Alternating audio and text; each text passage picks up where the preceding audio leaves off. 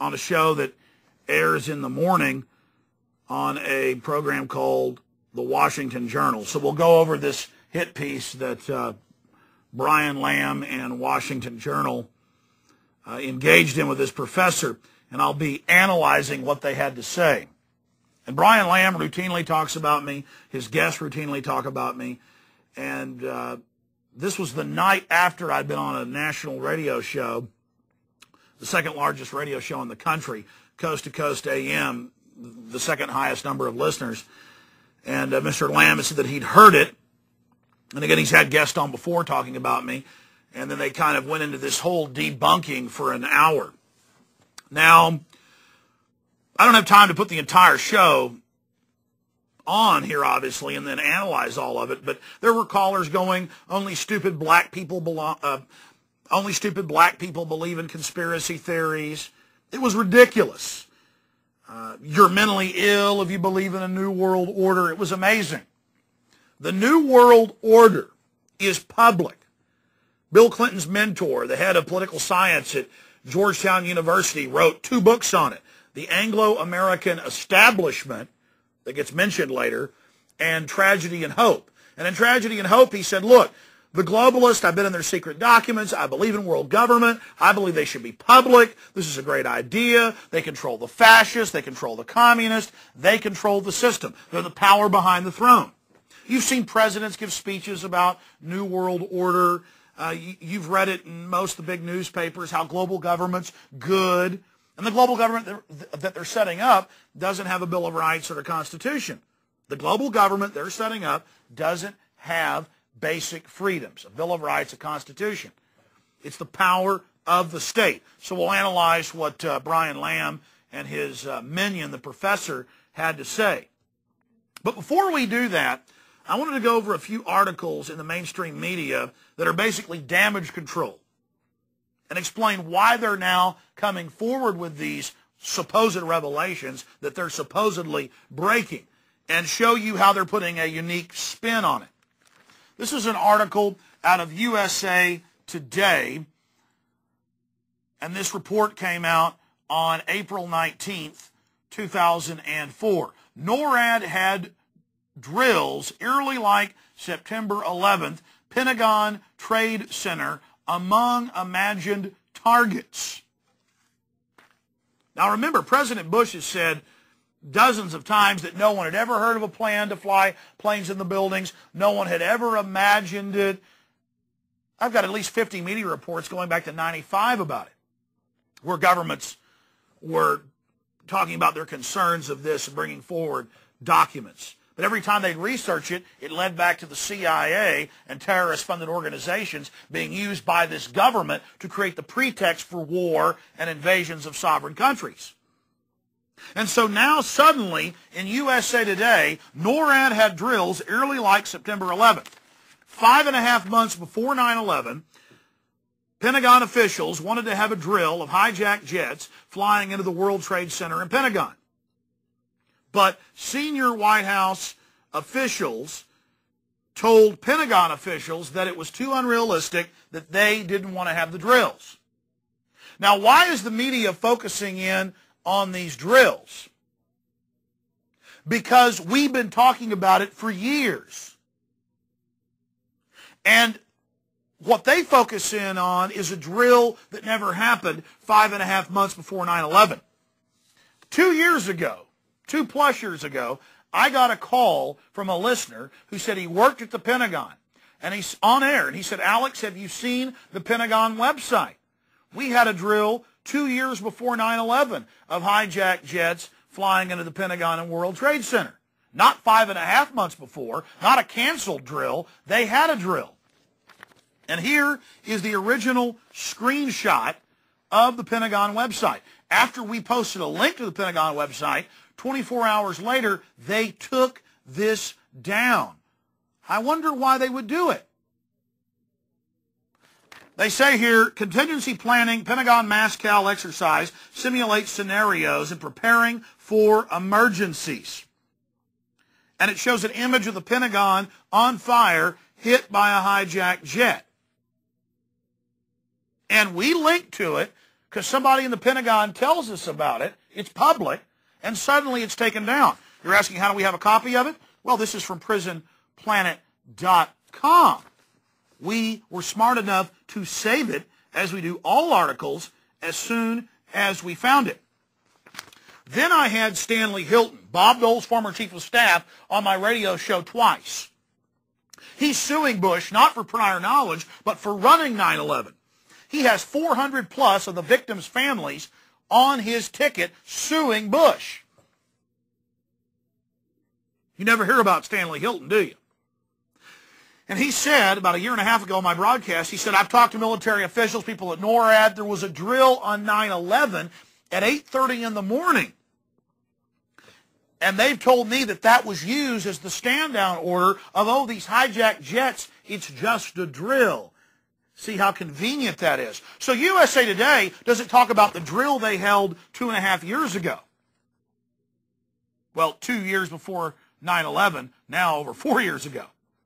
They don't talk about the drill they had on the morning of September 11th run by the CIA, which was actually the smokescreen for the stand-down of NORAD. They don't talk about that. What they talk about is a drill 5.5 months before 9/11, which was canceled. And again, here it is, right out of USA Today. NORAD had drills eerily like September 11th, Pentagon Trade Center among imagined targets. And it says, oh, the Pentagon and the White House thought that it was too unrealistic. Here's an ABC News spin piece where they try to explain all of this away just a few nights ago. And then on top of it, at the end of it, they say, oh, hey, now we're going to find out why there were no fighters stationed around there to protect the buildings. There were fighters all over the place at least 8 bases loaded with missiles. They were ordered to stand down because it was, quote, just a drill. Go ahead and go to Peter Jennings, engaging in damage control. Here it is. We're going to take a closer look tonight at another example of where, despite the conventional wisdom, there were people in the United States who actually were preparing to defend against the kind of attacks which occurred here on 9/11. The North American Aerospace Defense Command, NORAD for short, has been defending the skies over the U.S. and Canada for almost 50 years, 46 to be precise. USA Today reports that in the 2 years before the attacks on September the 11th, NORAD conducted exercises using hijacked airliners as weapons. And one target was the World Trade Center. Here's ABC's Brian Ross. President Bush has said again and again that no one could have imagined what Osama bin Laden ordered for September 11th. We knew he hated us, but there was nobody in our government, at least, and I don't think the prior government that could envision flying airplanes into buildings on such a massive scale. But that turns out not to be true. U.S. military planners did envision and practice those very scenarios. As reported by USA Today, the North American Aerospace Defense Command, NORAD, conducted exercises with fighter jets, simulating hijacked planes flown into the World Trade Center in the 2 years before the attacks. There are a lot of good people throughout the bureaucracy that were worried, were thinking about it, were trying to think outside the box. Pentagon planners also envisioned the attack on the Pentagon 5 months before it happened. According to this April 2001 Pentagon email, Air Force officials wanted a war game, having a terrorist group hijack a commercial airline and fly it into the Pentagon. The email was obtained by the nonprofit group Project for Government Oversight. The people who gave it to us were clearly concerned for some period of time that this kind of event could happen. And they were pushing very strongly on trying to exercise this event.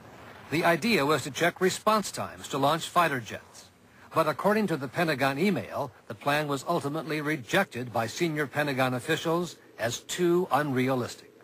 It certainly does not reflect as well on the policymakers that may have been saying that there was no conceived way that anybody could be thinking of this. Still to come are questions, big questions, about NORAD's response on the day of the attack. Why, despite all the exercises and the planning, Peter, jet fighters were not in place anywhere near New York or Washington. It's quite an amazing story. Many thanks. Jet fighters were not in place anywhere near New York or Washington. It's quite an amazing story. Many thanks. We knew he hated us. But there was nobody in our government, at least, and I don't think the prior government, that could envision flying airplanes into buildings.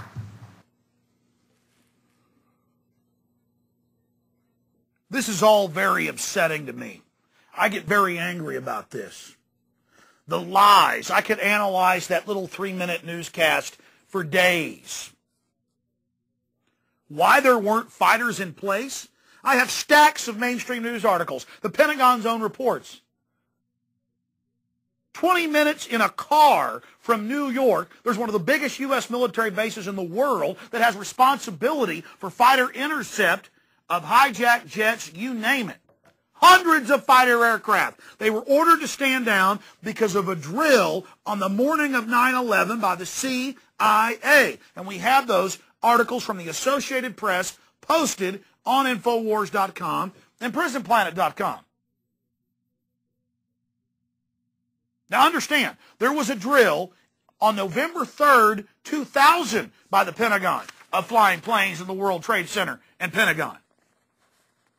This is from the Pentagon website from 2000. We posted it on the website 2 years ago when we found it because of a Pentagon tip, and then it was taken down, but we screen saved it 2 years ago, 2 years before 9/11, now 4+ years. Then you have the drill on the morning of 9/11, but the news isn't talking about that. By the way, the drill on 9/11 was reported by the Associated Press.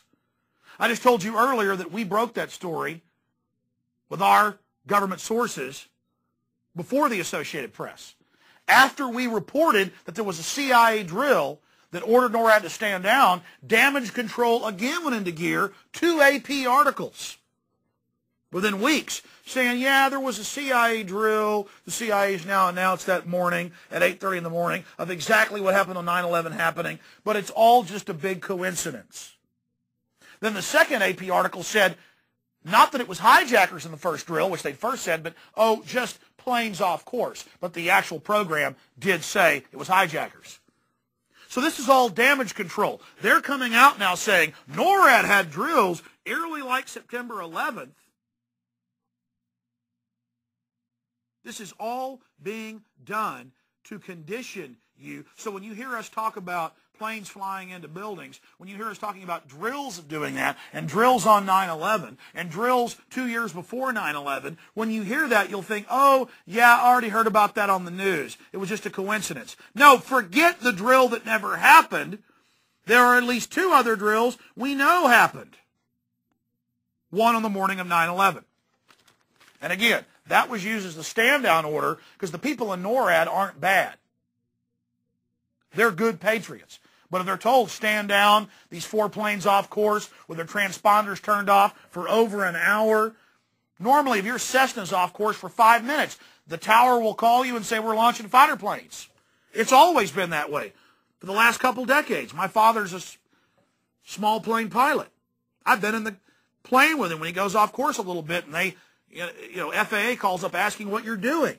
They micromanage you. But magically on 9/11, this doesn't happen. With Payne Stewart, the golfer, it did. Within 5 minutes, F-16s are launched. Within 18 minutes, they've surrounded him. But not on 9/11. That's because they, quote, ran a drill on 9/11 of exactly what happened on 9/11 happening magically and used that to order NORAD to stand down. Now, I have this from people inside the government before the AP even reported it. But a lot of you said, oh, there was no drill of flying hijacked planes into buildings. President Bush wouldn't lie, and here it is admitting the drill. But they're not focusing in on the other admitted drills. Very serious.